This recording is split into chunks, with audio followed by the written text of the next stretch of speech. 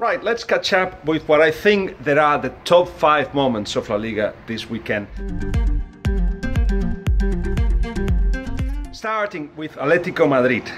Very quietly, sneakily almost, they've actually managing to get to be contenders of La Liga. Why is that? I feel they have a lot of room for improvement. They are 7 points away from Barcelona, which is not the closest they have been. They were 6 points away about a month and a half ago, but 7 points right at this time, and after Barcelona managed to get 2 draws and now the Champions League resume, it's a good opportunity for Atletico Madrid to actually go a step further. What do I mean by room for improvement? Actually, they haven't seen the best Diego Costa yet. 3 goals in 7 games. Yes, Griezmann, who have scored 4 in the last 5, he's getting to his best, but that link between Diego Costa and Griezmann can and will improve. So that's an opportunity for Atletico Madrid to get better. But also, I'll tell you something else. There is somebody at Atletico Madrid that haven't shown to be as good as he can, and that's Koke. Koke, who's been moved from the right-hand side of the midfield to the centre sometimes, to the left some others, hasn't been to his best. And one of the keys of Diego Costa when he was at Atletico Madrid in his first phase was that link, Koke-Costa. That can happen again. This is an Atletico Madrid that had not even reached 50 goals this season in the league, while Valencia, Barcelona and Real Madrid have managed to go to over 70. So they need to, of course, their defense to be strong to actually have opportunities to win the league. And they are strong at the moment. 1 goal conceded in the last 6, 5 victories and 1 draw. That's what's happening with Atletico Madrid at the moment. 9 goals conceded by Oblak is just unbelievable. For me, Oblak, best goalkeeper in the world right now.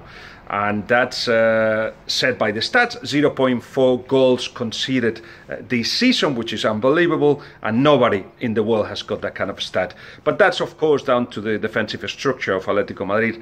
Offensively, they can get better, and I have the impression that at some point Atletico Madrid will be even closer to Barcelona, and then they will have an opportunity to actually perhaps even win the league.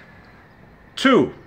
Barcelona actually depend far too much on Messi in a way that not even Atletico Madrid have. They don't have Atletico Madrid one player that they depend absolutely on, but Barcelona do. What we're seeing is a Barcelona that when they start to find the form of some of the players coming from the bench, they just don't get that much from them. I think it's only 1 goal scored from a player coming from the bench, and we've seen that there is not as much room for improvement as Atletico Madrid have. What I mean by that is the 2 players that have come in. Yerry Mina, he made a lot of mistakes against Getafe. Getafe, who was, by the way, fantastic. And Guaita, who, you know, if you followed this channel, he's bound to go to Crystal Palace. He signed a pre-contract with them for next season, and he was fantastic against Barcelona. Well, yes, Getafe knew how to play Barcelona. They actually closed the channels, the inside channels, and the lines were very close defensively, and just Barcelona could not beat that. So they depended on Messi to do something special because, as I'm saying, Yerry Mina on one hand didn't help Barcelona, made a lot of mistakes in the build-up, but Coutinho as well hasn't found his place and will take him a while to find his place. In fact, the thing with Coutinho and anybody that comes to Barcelona is that it is actually very hard to get to play in the Barcelona style. So Coutinho may take a few months to get to his best form, and that may take him to the end of the season. So 2 draws against Espanyol, against Getafe. Now the Champions League comes with Chelsea, of course, and they have Eibar next in the league, and soon Atletico Madrid will go to the Camp Nou. The chance of Atletico Madrid is, how about if we beat them there? How about if Real Madrid beats Barcelona? And that gives them the opportunity to actually win the league. It's a possibility that Atletico Madrid is considering, and Barcelona, the media should stop talking about a treble. It's far too early. Yes, they are in the cup final, and they can safely say that they are candidates to win the cup. Of course they can win the league, but let's see about the Champions League. It's too early to talk about a treble for sure. 3. Real Madrid smell Champions League, and what happens? They destroy the opposition. They did that against Real Sociedad 5-2. But they conceded, and they are, I think, 16 consecutive games in which they conceded goals. That's terrible news. If actually you get PSG in at the Santiago Bernabeu on Wednesday, it will be bad news for Real Madrid. Yes, it doesn't matter their form in the league, as they showed when they won the 7th European Cup. They finished that season, I think, 5th in the league. It's completely different situations, and I've spoken to some of the players of Real Madrid that have won Champions League in the past, and they all say the same. Champions League arrives and they forget the form. Actually, they raise the level. Remember that this Real Madrid won't have Carvajal, which is important because, of course, Nacho doesn't add the depth that Carvajal adds on the right, in the right back position. But they will play, I feel, the BBC.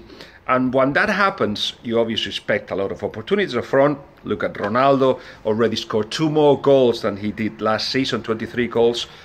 This season, 21 this season, last season at this stage. But he needed more shots on goal to actually get as many goals this season as last one. He is less effective. But still, Champions League arrives and you see a different Cristiano Ronaldo. Bale is the same, and so will Benzema. But also what they do when the Champions League arrive is that they actually comply with their obligations. They have to drop deep. They have to run sometimes. You see Bale in right back positions if it's necessary. They do give more than they have been giving in the league, in which they are now 70 points away from Barcelona. So this will be a different Real Madrid. Zidane is talking about controlling the midfield. That will need Benzema to drop deep and do that magical work that he does, linking up with the attack. He hasn't been at his best scoring, only 2 goals this season in the league, but he is absolutely important for a Real Madrid that has got, as you know, Cristiano more as a number 9, and Bale sometimes it's close to that position too. So we will see a different Real Madrid, and let's see if PSG can raise the level as well. They're getting a little bit, what would be the word? Because the league is not as competitive as it should be. They also choose their moments. At least there is more of a team with Real Madrid. With PSG, it seems to be more about moments and individual talent, which they of course have. Fascinating encounter. 4. So is Luis Enrique going to Chelsea or PSG? He's got offers from both of them. And it's an interesting situation for him because, of course, he will want to go to a team that can challenge for absolutely everything. It's quite clear that PSG will give him the opportunity to win a lot of titles. In the case of Chelsea, he has been preparing, I know this for a while, to go to the Premier League. He's been learning English. I've spoken to him a few times and he's told me that there is a fascination about the Premier League and it seems to be the place to go if you are a manager. But it's not determined yet that he's going to Chelsea. I haven't heard anything about an offer from Arsenal. Offers have not arrived from Arsenal. If they decide to get rid of Arsene Wenger, of course he will be a candidate, but I don't think they reached that stage yet. In any case, it's an interesting situation for him in terms of who will go with him, because his assistants are either at Barcelona working or at Celta. Unzué was his number 2. I've got the impression that Unzué wants to continue being a number 1. But how about his assistant Robert or Joaquin Valdez, his psychologist, or Paul, his physical trainer, who also work with Luis Enrique at Barcelona, but now are with Unzué. They've got contract until 2019, and there's conflicted stories that if they have a clause to leave after 1 year. I hear that that's how they normally have the contract. So if actually they decide to leave at the end of this season, they may be able to. But that's if Luis Enrique wants them for the next project. But what Luis Enrique wants to do is to coach at the highest level, and he's got the opportunity to do so at PSG or at Chelsea, perhaps even more clubs later on in the season. Finally, 5. Let's look at Sevilla.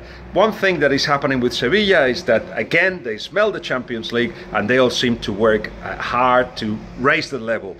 The problem is that Ever Banega may not be available. He's got an injury that may keep him out, but we'll see how he progresses on that. But still, 10 days before the game against Manchester United. But the one that has reached his best right now at the worst time of the season for him is Sergio Rico. Sergio Rico, local boy like Navas is, the only 2 Sevillans in the first team of Sevilla.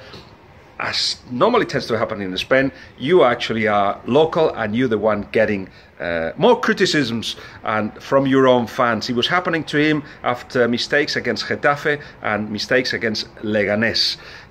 He went to get an aerial ball in both cases, missed it, and it was goals against Sevilla.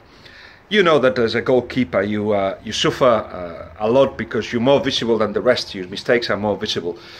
But an interesting story there. Sergio Rico has been, since the last October, very close to Antonio, a 9-year-old who's suffering from a brain tumor.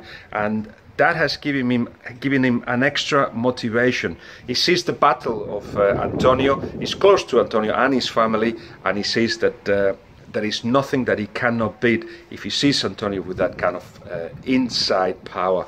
He has been a source of motivation for Sergio Rico, who of course had a fantastic game against Girona, who deserved more from that game. It was 1-0 to Sevilla, saved a penalty, made six other saves, big ones as well. Remember, Sergio Rico was in the Spain squad in the European Championships 2016, has been played for Spain one single game and wants to be part of the World Cup too. He'll have to improve, but certainly he's finding inner strength from Antonio, and also and you have to be that strong mentally as well.